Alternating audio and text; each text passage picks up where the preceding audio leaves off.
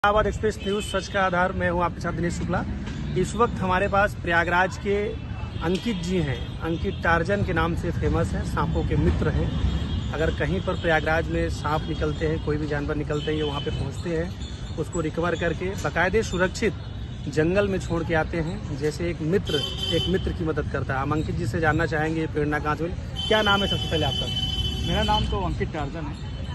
मैं बहुत छोटा सा था तभी इस फील्ड में आ गया था। मुझे सांपों से एक लगाव, जो एक प्रेम होता है, कैसे आपको हुआ?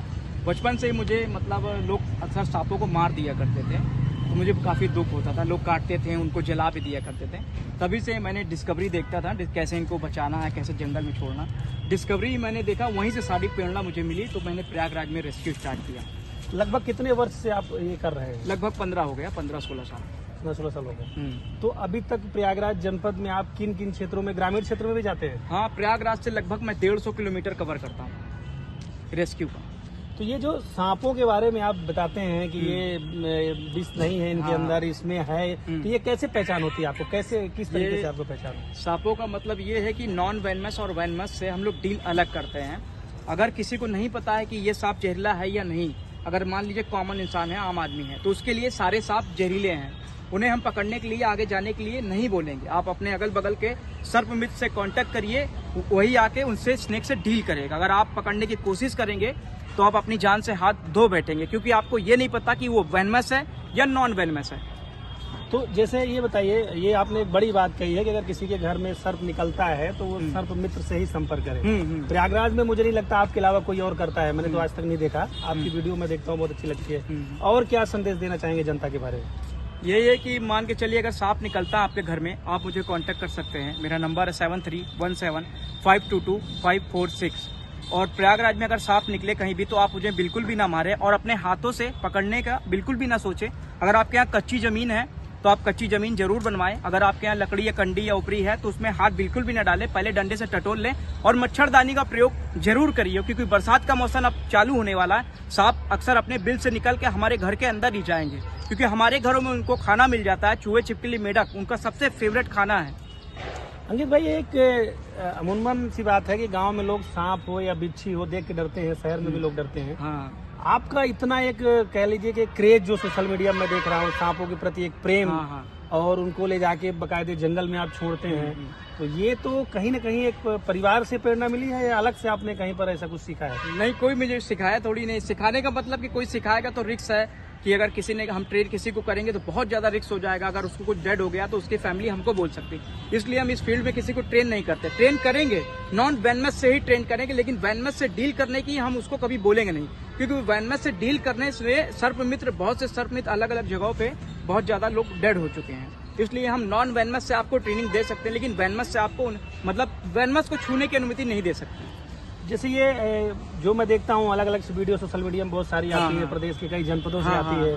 उन लोगों को सांप काट लेते हैं, फिर वो अस्पताल में भर्ती होते हैं, तो क्या उनको पहचान नहीं हो पाती है सांप की? बहुत से लोगों को जैसे सांप काटता है तो लोगों को पहचान नहीं होती। लोग कहते हैं काला सांप काटा है या तो फिर चित्तीदार काटा है।